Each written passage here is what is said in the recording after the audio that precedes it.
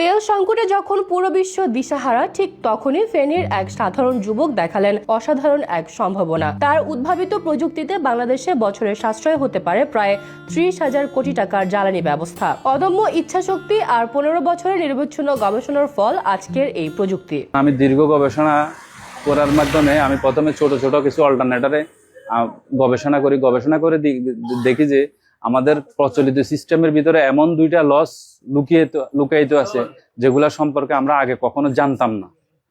এবং এই লসগুলো আমি ফাইন্ড আউট করার পরে আমি যখন এগুলা এই ডিজেল জেনারেটরে অ্যাপ্লাই করি তখন আমি ভালো সাফল্য পাই। প্রায় 30% পর্যন্ত জ্বালানি সাশ্রয় হয় আমার। উদ্ভাবক আব্দুল হান্নানের দাবি, তার তৈরি করা জেনারেটর প্রযুক্তি ব্যবহার করলে বিদ্যুৎ উৎপাদনে প্রায় 26 থেকে 30% জ্বালানি সাশ্রয় সম্ভব। পরীক্ষায় দেখা গেছে প্রচলিত পদ্ধতিতে প্রতি ইউনিট বিদ্যুৎ উৎপাদনে লাগে প্রায় 0.48 গ্রাম জ্বালানি, কিন্তু নতুন এই প্রযুক্তিতে লাগে মাত্র 0.35 গ্রাম, অর্থাৎ প্রতি ইউনিটে সাশ্রয় হচ্ছে 0.12 গ্রাম জ্বালানি। এই প্রযুক্তি ব্যবহার করা হলে বিদ্যুৎ কেন্দ্র, শিল্প কলকারখানা, ডিজেল ও গ্যাস জেনারেটর সবখানেই জ্বালানি খরচ উল্লেখযোগ্যভাবে কমে যাবে। ফলে দেশের অর্থনীতিতে আসবে বড় পরিবর্তন। তা আমি এখানে সাফল্যের পরে আমি এটাকে আরো উন্নত পরীক্ষার জন্য বুয়েটের টেস্টের জন্য প্রেরণ করি।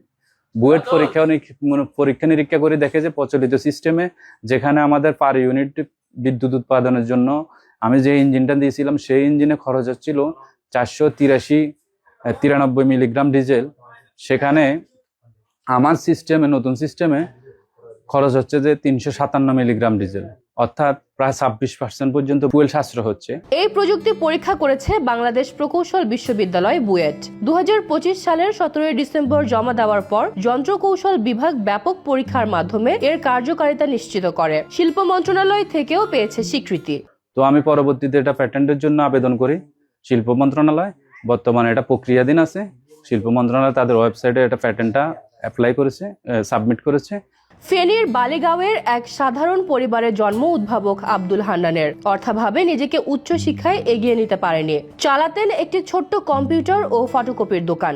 বিদ্যুৎ সমস্যার কারণে বারবার বন্ধ হয়ে যেত কম্পিউটার। সেখান থেকেই মাথায় আসে জ্বালানি সাশ্রয়ের ধারণা। আমি আসলে স্থানীয় একজন কম্পিউটার অপারেটর। তো আমার এখানে কম্পিউটার এবং কম্পোজ ফটোকপির দোকান। তো এই কাজ করতে গিয়ে আমি প্রচুর লোডশেডিং এর শিকার হতাম।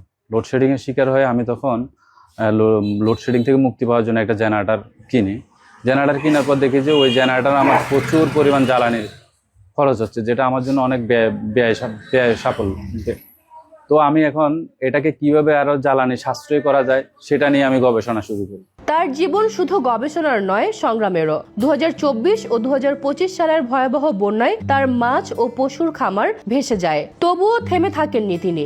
সব বাধা অতিক্রম করে পুনরায় ফিরে এসেছেন গবেষণায়। এই উদ্ভাবককে নিয়ে গর্ব করে এলাকাবাসীও। লেখাপড়ার প্রতি তেমন ঝোঁক ছিল না, ঝোঁক ছিল শুধু নতুন নতুন উদ্ভাবনের বিষয়।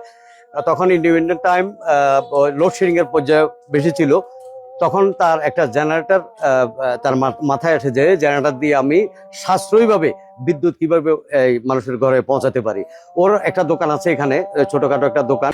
তখন যেই জেনারেটরটা আবিষ্কার হয়েছে আমাদের এই গ্রাম ছাড়াও আমাদের এখানে বিশাল বাজারেও এই ব্যাকআপ দিত। তারপরে আবার বাড়িতেও দিত। আমার পার্শ্ববর্তী গ্রাম আছে, ওই গ্রামেও এটা সাপ্লাই দিত। তো ওনাদের মতো প্রতিভাবান ব্যক্তিরা যে বিদ্যুৎ উৎপাদন করতেছেন, এই বিদ্যুৎ উৎপাদন যদি আমাদের আরো করতে হয়, এই বিদ্যুৎ পরিসর নিতে হয়, আমাদের বর্তমান প্রধানমন্ত্রী তারেক রহমানের সহযোগিতা চাই। তারেক রহমান যদি সহযোগিতা করেন, ইনশাআল্লাহ আগামীতে এরকম প্রতিভাবান ব্যক্তিরা আমাদের হান্নান ভাইয়ের মতো লোকেরা আমাদের বিদ্যুৎ জ্বালানি খেতে আমরা অনেক দূরে এগিয়ে যাবে।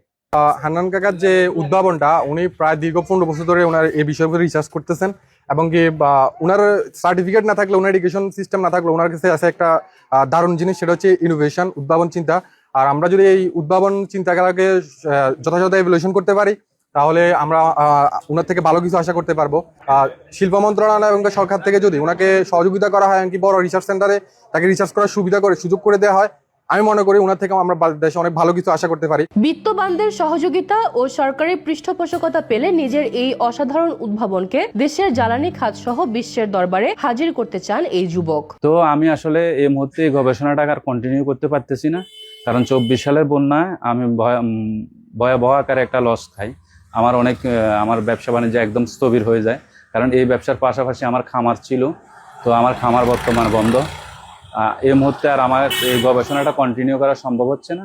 তো আমি চাচ্ছিলাম দেশের শিল্প উদ্যোক্তা যারা আছে এবং সরকার যদি এই গবেষণাটার পিছনে এগিয়ে আসে, আমরা যদি এটা আন্তর্জাতিক মানদণ্ডে নিয়ে যে আমাদের যে পাওয়ার প্ল্যান্টগুলো আছে সেই পাওয়ার প্ল্যান্টে যদি আমরা এটা প্রয়োগ করতে পারি, তাহলে প্রতি বছর আমাদের হাজার হাজার কোটি টাকা জ্বালানি সাশ্রয় করা সম্ভব হবে বলে আমি মনে করি। সহযোগিতা পেলে এই প্রযুক্তি শুধু বাংলাদেশে নয়, বিশ্বজুড়ে আশা জাগাবে এমনটাই প্রত্যাশা করছেন সংশ্লিষ্টরা। এবং আমি চাই এটা যাচাই বাছাই করে আন্তর্জাতিক মানদণ্ডে নিয়ে আমাদের প্যারিস কনভেনশনের আইন অনুযায়ী 12 মাসের ভিতরে যদি আমরা আন্তর্জাতিকভাবে প্যাটেন্টগুলা সব দেশে যদি প্যাটেন্টের জন্য আবেদন অ্যাপ্লাই করতে পারি, তাহলে এটা আমাদের অর্থনীতির জন্য অনেক বড় একটা সাফল্য বয়ে আনবে বলে আমি মনে করি।